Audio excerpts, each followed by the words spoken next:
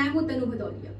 बॉलीवुड की मशहूर फिल्म बंटी और बबली तो आपने देखी ही होगी, जहां शातिर ठग लोगों को अपनी बातों के जाल में फंसाकर गायब हो जाते हैं।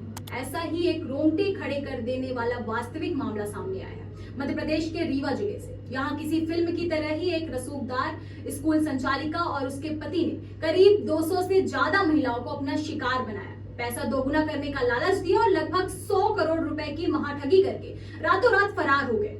पिछले 9 महीनों से न्याय के लिए थानों के चक्कर काट रही पीड़ित महिलाओं के सब्र का बांध आखिरकार बुधवार को टूट गया। न्याय की गुहार लेकर दर्जनों महिलाएं रीवा के पुलिस अधीक्षक कार्यालय पहुंची और वहीं परिसर में धरने पर बैठ गई। महिलाओं का सीधा और गंभीर आरोप है कि आरोपियों को राजनीतिक और प्रशासनिक संरक्षण प्राप्त है, जिसके कारण पुलिस एफआईआर दर्ज कराने से कतरा रही है। कैसे बुना गया ये ठगी का यह जाल, आइए आपको बताते हैं कि इस ठगी के पीछे का मुख्य किरदार कौन है। धरने पर बैठी पीड़ित महिला समीम अंसारी और रश्मि के मुताबिक इस पूरे मामले के मास्टरमाइंड आकला सुल्ताना उर्फ नंदा है, जो रीवा में एक स्कूल चलाती थी। उसका पति असलम अंसारी LIC रीवा ब्रांच में AO के पद पर तैनात था। इन दोनों ने महिलाओं का विश्वास जीतने के लिए खुद को बड़ा इन्वेस्टर बताया। उन्होंने दावा किया कि वे LIC, गोल्ड स्कीम और रियल एस्टेट में पैसा लगाते हैं और महज 3 महीने में रकम को दोगुना कर देंगे। शुरुआत में भरोसा जीतने के लिए कुछ लोगों को बकायदा चेक और एग्रीमेंट भी सौंपे गए। 100 करोड़ का घोटाला और 4 राज्यों में जाल।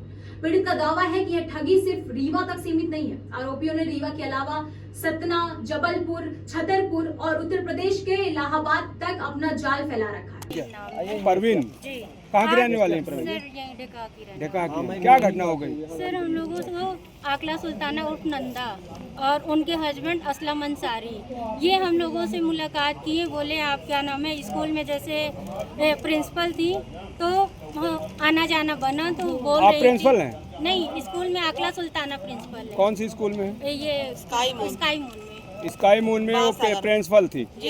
ठीक है, बताइए। तो मुलाकात हुई तो वो बोली कि परवीन क्या नाम है, काफ़ी लोग हमसे जुड़े हुए हैं, सब लोगों को डबल करना है तो पैसे लगाइए, डबल होगा।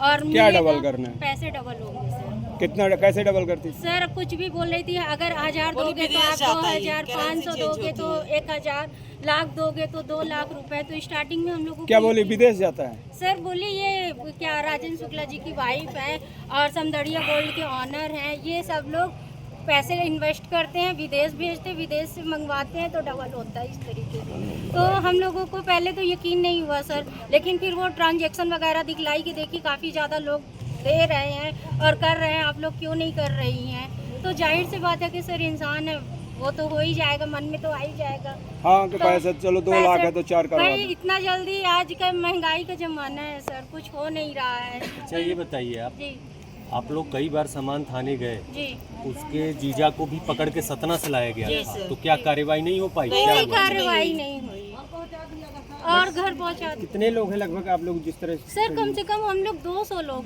कितनी रकम होगी जो इस तरह सर कम से कम 300 करोड़ रुपए है जी।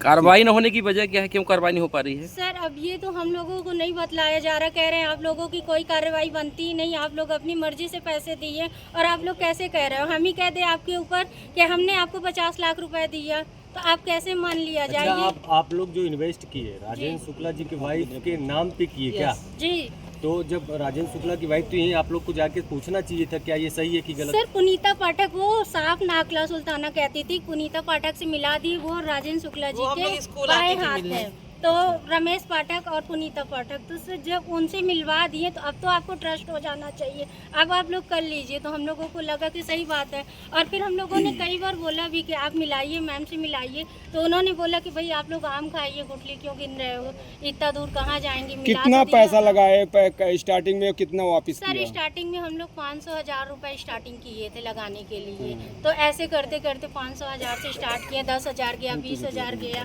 तो मिलने लगा। फिर वो हम लोगों को कहने लगी कि आप लोग हैं तो अपने रिलेटिव के और जो जान पहचान के सबसे ले लेके आइए, सब लोगों को, आप लोगों को और भी ज़्यादा प्रॉफिट मिलेगा।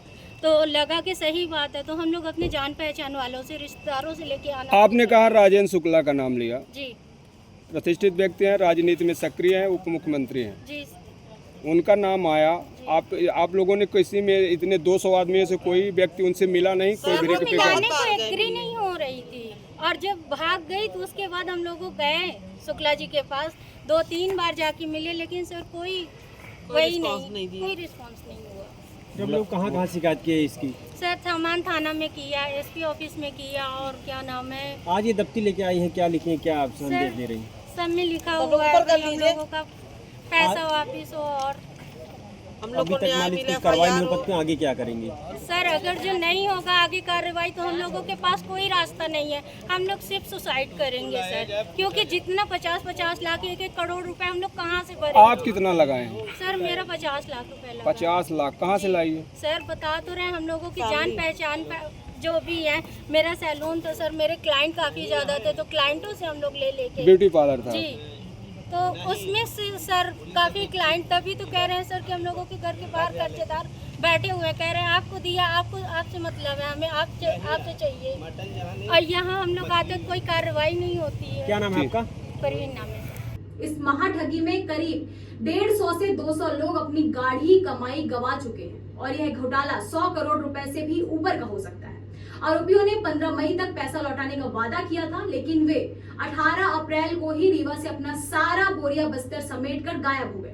प्रदर्शनकारी महिलाओं ने पुलिस प्रशासन पर भी गंभीर आरोप लगाए हैं। पीड़ितों का कहना है कि आरोपी महिला आगला सुल्ताना अक्सर सूबे के डिप्टी सीएम और भाजपा की बड़ी नेताओं के नाम का इस्तेमाल करती थी। स्कूल के कार्यक्रमों में रसूखदारों को मुख्य अतिथि बनाकर बुलाया जाता था ताकि लोगों के बीच उनका रसूख बना रहे और लोग आसानी से झांसे में आ जाए। धरने पर बैठी एक अन्य महिला परवीन ने रोते हुए बताया कि उन्होंने दूसरों से कर्ज लेकर और ब्याज पर पैसे उठाकर इस उम्मीद में दिए थे कि घर की माली हालत सुधरेगी, लेकिन आज कर्जदार उनके दरवाजे पर खड़े हैं। महिलाओं का आरोप है कि आरोपी फरार होने से पहले यह कहकर गई थी कि वह पुलिस को इतना पैसा खिला देगी कि उसका कोई कुछ बिगाड़ नहीं पाएगा। पीड़ितों का कहना है कि 10 बार आवेदन देने के बाद भी सीएसपी और थाना पुलिस कोई ठोस कार्रवाई नहीं कर रहे हैं। इस पूरे मामले पर जब रीवा पुलिस अधीक्षक से बात की गई तो उन्होंने बताया कि मामला उनके संज्ञान में है। देखिए, कुछ महिलाएं जो हैं अलग अलग ग्रुप्स में जो है पिछले महीने मुझसे मिली और शिकायतें दी हैं। शिकायतों में संज्ञान लिया गया है और इसकी जो जांच है वो सीएसपी कोतवाली को दी गई है। जो तथ्य इन्होंने बताए हैं वो अलग अलग वेरी कर रहे हैं। कुछ महिलाओं का कहना है कि हमारे साथ हमने पैसा इन्वेस्ट किया है और कुछ को चेक मिले हैं, कुछ को पार्टनरशिप मिली है, तो बहुत वेरीड इसमें कारण सामने आ रहे हैं। पूरी समग्र जांच जो है पूरे मामले की सीएसपी कोतवाली को मैंने दी है और जो इसमें जांच का तथ्य आएगा विधिवत उसमें कार्रवाई की जाएगी। सर, आज महिलाओं का ये भी कहना कि अगर कार्रवाई नहीं हुई तो वो आत्महत्या की बात कर रही है। देखिए, जैसा मैंने आपको बताया कि जो विधिवत कार्रवाई है, जो लीगल कार्रवाई है वो की जाएगी। फिलहाल इंसाफ की आस में महिलाएं एसपी कार्यालय में डटी हुई हैं। उन्होंने साफ चेतावनी दी है कि अगर ठग दंपति के खिलाफ तुरंत एफआईआर दर्ज कर उन्हें गिरफ्तार नहीं किया गया तो यह आंदोलन भोपाल तक जाएगा, जहां वे मुख्यमंत्री और डीजीपी के सामने अपनी गुहार लगाएंगे। अब देखना यह होगा कि रसूखदारों के नाम की आड़ में करोड़ों की चपट लगाने वाले ये बंटी और बबली कब तक कानून की गिरफ्त से दूर रहते हैं और रीवा पुलिस इन पीड़ित महिलाओं को कब तक न्याय दिला पाती है। इस पूरे मामले पर आपकी क्या राय है? क्या आपको लगता है कि पुलिस इस मामले में निष्पक्ष जांच कर पाएगी? हमें कमेंट बॉक्स में जरूर बताएं और ऐसी ही बड़ी खबरों के लिए बिंदु फर्स्ट को सब्सक्राइब करें और बेल आइकन दबाना ना भूलें। धन्यवाद।